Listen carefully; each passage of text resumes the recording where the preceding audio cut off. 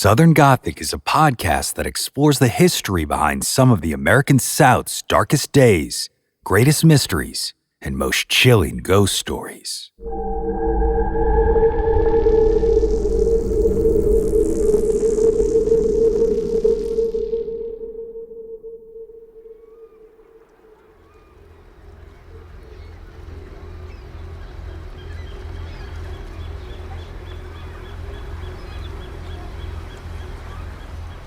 The town of Bath, North Carolina is no stranger to legends.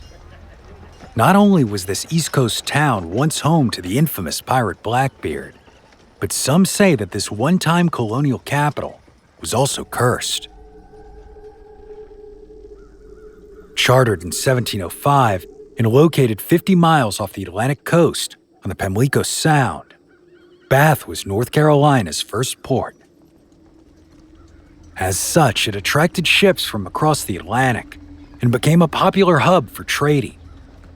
But all this prosperity that came with the commercial success also attracted people with more nefarious intentions, particularly pirates.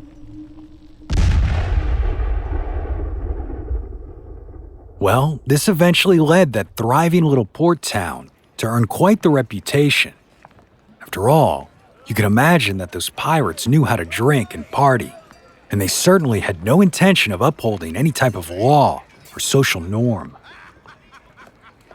But eventually, this grew so out of hand that a traveling evangelist named George Whitfield came to town to preach his warnings of eternal damnation.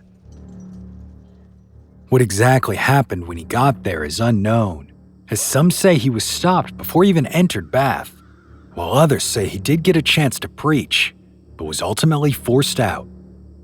Either way, before he took off, he made one final grandiose display.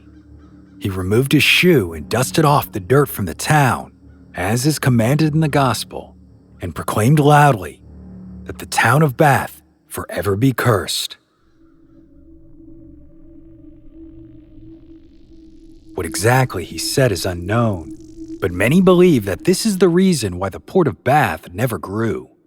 And to this day, Bath itself has less than 400 residents. But as I said, it is no stranger to legends, as that pastor's curse is hardly the town's most infamous.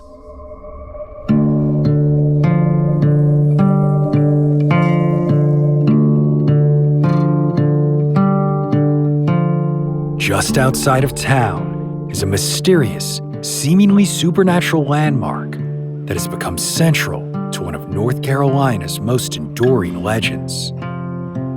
A tale that claims a wealthy landowner once made a deal with the devil, and all that remains are what we now know as the Hoofprints of Bath.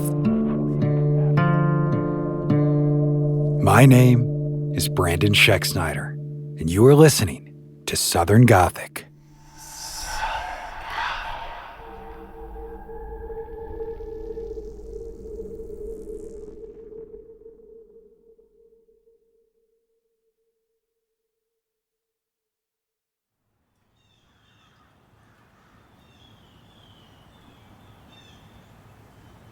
Just a little over 3 miles west of Bath, North Carolina, on Delia Wallace Road, lies a seemingly ordinary field that is home to a unique landmark which has puzzled folks for over 2 centuries. They are a series of small depressions in the ground, known as the Bath Hoofprints, and are often described as saucer-shaped, measuring roughly 6 to 10 inches wide, with sides sloping down to a depth of only 4 or 5 inches. Resembling the hoofprints of a horse, some claim there are up to 13 of these distinctive depressions in the series.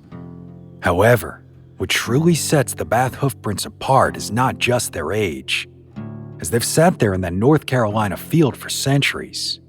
It's also the fact that the depressions remain devoid of any grass, plant debris, or overgrown vegetation, amid an otherwise lush landscape.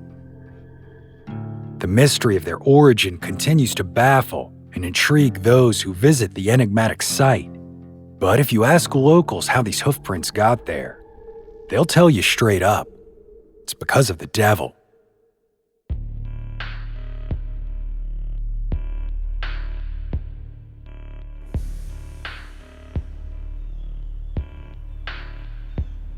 According to legend, it all started with Jesse Elliott, a wealthy landowner known around town for not only being a bit reckless and crude, but also a bit of a drunk.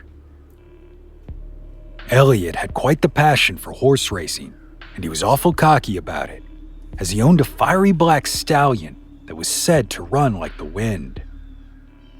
So one Sunday morning in 1813, Elliott tried to convince some of his friends to come out and join him in a race, but they refused. After all, it was Sunday, and they had to go to church. Unexpectedly, though, one man accepted his challenge, a tall gentleman who had just recently come to town. The man said that he had heard stories of Elliott's racing fame and knew of his black stallion's speed, and for that reason he wanted to test his own mount against them. When he heard this, Jesse Elliott paused and eyed the man up and down before agreeing to the challenge. So the race was set to take place in exactly 1 hour, just enough time for Elliott to head home, prepare his horse, and of course, have a few drinks to get in the racing spirit.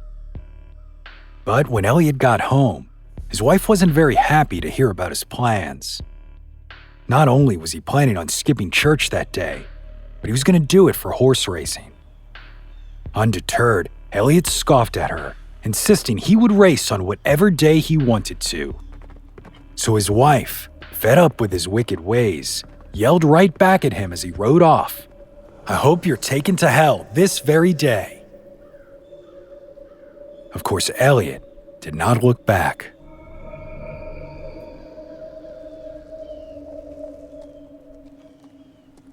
Then, when he arrived at the designated location for the race, Elliott's assuredness seemed to slip away for a brief moment when he saw the stranger in his horse. While his own black stallion was large and fierce, the stranger's was even larger, and that gentleman he had challenged looked more intimidating than Elliott remembered, as he eyed him up there in that saddle, dressed in all black, with fire burning in his eyes. Yet Elliott's confidence didn't sway for long. His competitive side kicked into high gear as they lined up for their race, and as soon as the pair took off galloping toward the finish line, he screamed at his stallion, "Take me a winner or take me to hell." The horse charged forward, spurred on by Elliott, and they took an easy lead against the stranger, maintaining it for quite some time. Though the stranger and his horse seemed fierce, they didn't seem to be all that great of racers, lagging behind for almost an entire horse length for the bulk of the race. But as soon as the men neared the finish line, everything changed in an instant. The stranger jumped forward with a giant burst of speed, and spooking his horse, who then dug his feet into the ground to stop with such ferocity that Elliott was violently thrown out of his saddle into a tree where he was killed instantly.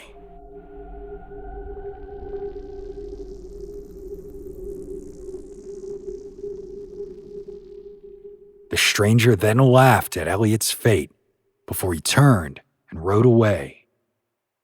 But according to legend, he didn't leave alone. Jesse Elliott's soul rode behind him, as this man was the devil, and he was taking Elliott with him back to hell. As for the hoof prints that were made by his horse, well, these are what folks believe are the depressions in the ground that can still be seen today. The infamous spots where nothing can grow, a reminder of the fate that awaits those who behave wickedly.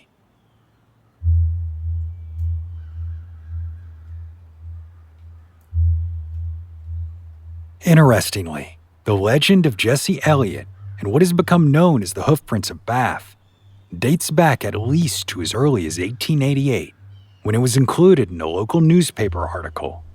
And surprisingly, The story has remained relatively consistent ever since.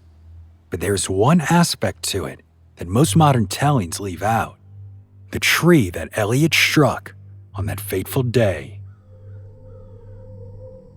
In an article titled "A Remarkable Tree, Truth Stranger Than Fiction, The Supernatural in Beaufort County," the Chatham Record wrote, "The pine is situated on a small and seldom used cart path branching off from a neighborhood road leading into the main road before alluded to, about 100 yards from the road and exactly in the center of the cart path.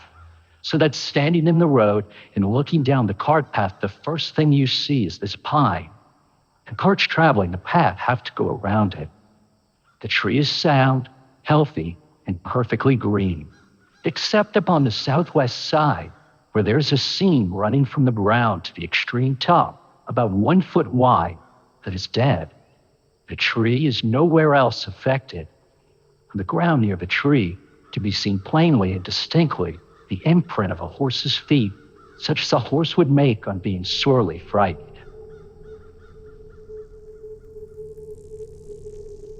Of course, this long, strange dead streak on that old pine tree is where Elliot purportedly struck his head, and according to the paper, quote, "There's also a cross mark on the tree where it is said could be seen for a long time blood and particles of the man's hair."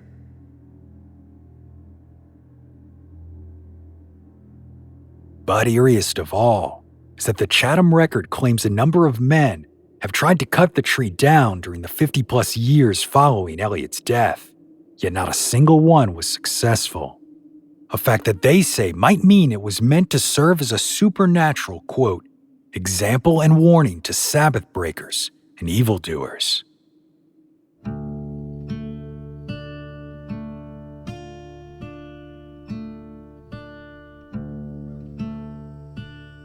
But while this infamous tree might have survived till 1888, it didn't last forever.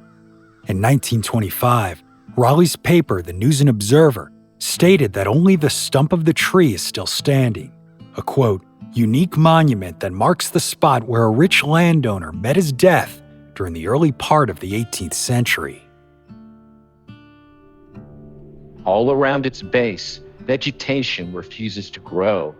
The hoofprints of the horse are still visible. They have been plowed up. They've been leveled even with the ground. But as soon as the ground settles, the hoofprints appear again. Hundreds of visitors have been to it and have seen the prints for themselves.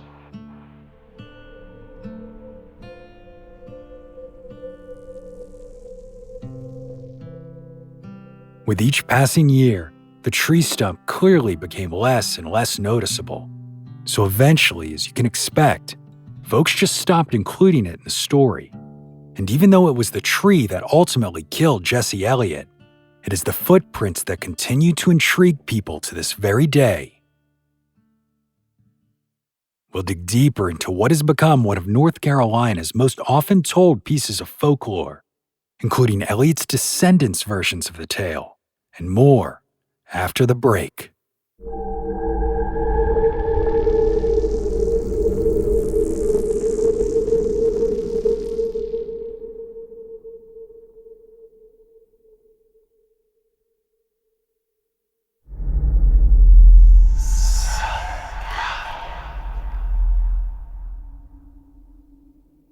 For over 200 years, the mysterious set of hoofprints in Bath, North Carolina, has captured the imagination of locals. And while the story of the events that caused them has remained fairly consistent, there's one particular part that seems to vary depending on who tells the tale. It's the identity of that mysterious stranger.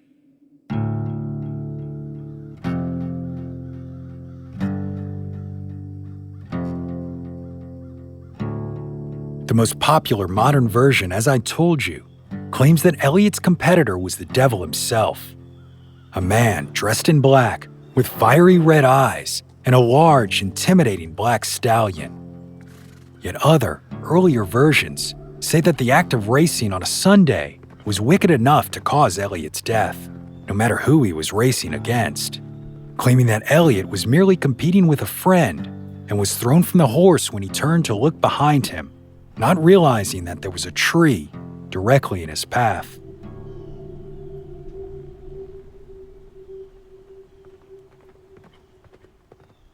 Notably, in this version, his competitor doesn't stay and laugh at his misfortune, but rather speeds off to get help.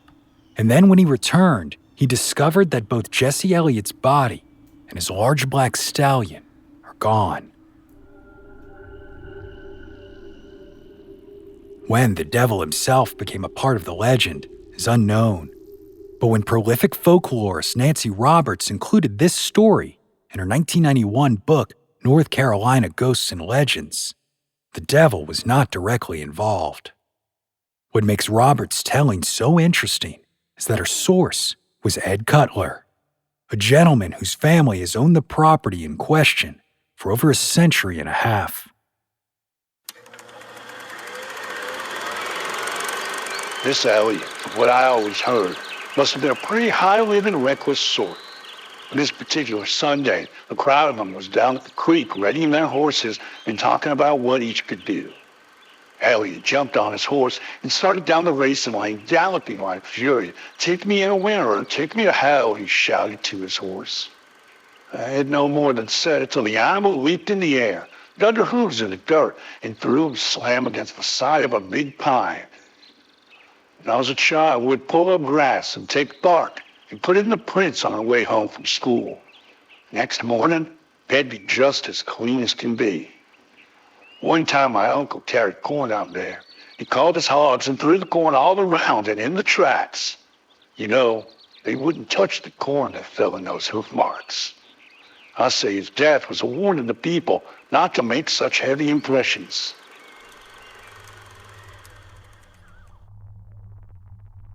Whether or not this is the true origin of the tale is unknown, but one can understand why it's so memorable as a lesson for men who don't honor the Sabbath.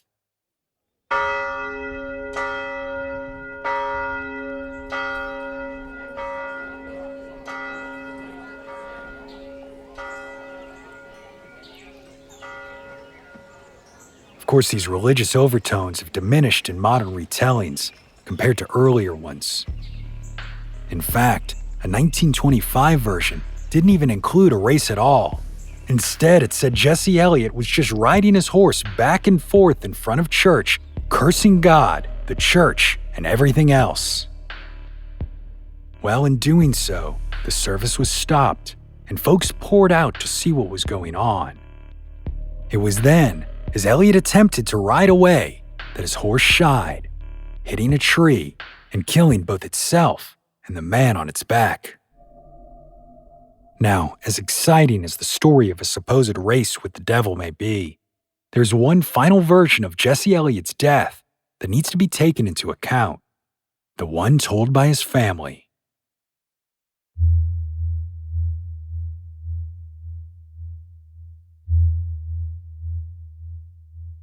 In September of 1946, journalist and folklorist John Hardin did a radio broadcast called The Strange Hoof Marks at Bath.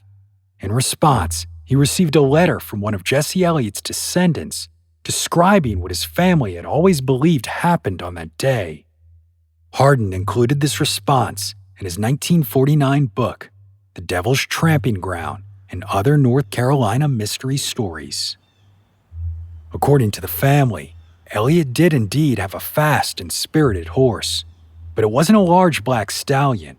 It was a beautiful bay mare. And while Jesse Elliott did in fact die in 1813, not only did it not take place on a Sunday, but it also didn't happen while he was racing. Elliott was actually giving his horse a good workout in preparation for an upcoming race that was set to occur a few weeks later, one that was held annually on January 6th. They told Hardin that it was actually late in the afternoon on Christmas Eve when Elliott was running his horse at full speed along the woods, and his horse became frightened, pitching to the side and stopping abruptly, throwing their ancestor head first into that infamous pine tree. Tragically, His head was said to have struck the tree with such a force that it split his skull, killing him instantly. So it turns out that Jesse Elliott's death might not have had anything to do with a race against the devil after all. And it's possible that he might not have even broken the Sabbath, as his family claims that he died on a Friday. Yet the mystery of the Hoofprints of Bath remains.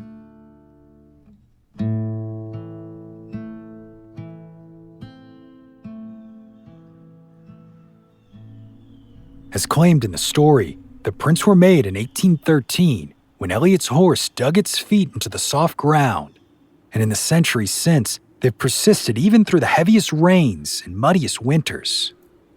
Reportedly, like the base of the tree that Elliott hit, the depressions have no vegetations growing within them, despite the fact that they are located at the edge of a forested area. And some folks, like old Ed Cutler, even claim that animals refuse to step on the prints or eat any type of food left on them. In addition, the depressions have survived every man-made attempt to alter their appearance by leveling the ground or throwing debris into them. Scientists have reportedly conducted studies on the site in an effort to provide an objective explanation, but a definitive answer has yet to be determined. One theory is that they're actually natural vents for subterranean water pockets or the result of salt veins beneath the surface. Another is that the earth in the area contains excess soluble rock, like salt or lime. As this rock dissolves beneath the surface, it would cause the depressions, and over time, the water flowing into the depressions could suction soil or debris into the earth. While this sounds reasonable, it unfortunately fails to provide an explanation as to why the depressions remain the size that they are today.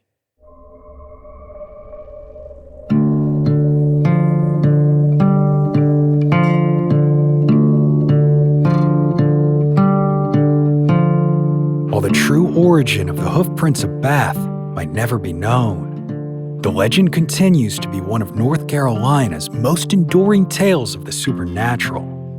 After all, to this very day, folks can still wander out there and see those infamous marks for themselves.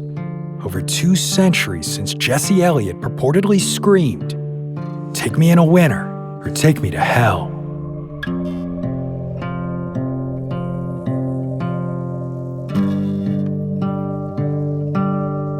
My name is Brandon Schexnayder, and you are listening to Southern Gothic.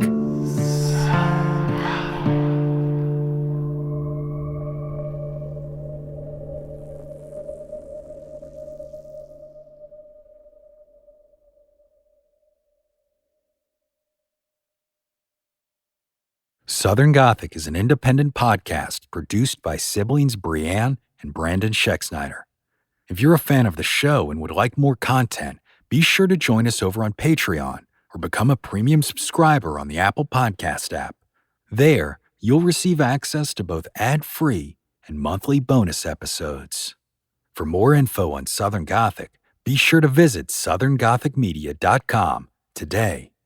And as always, thanks for listening. Lucky Little Shacks.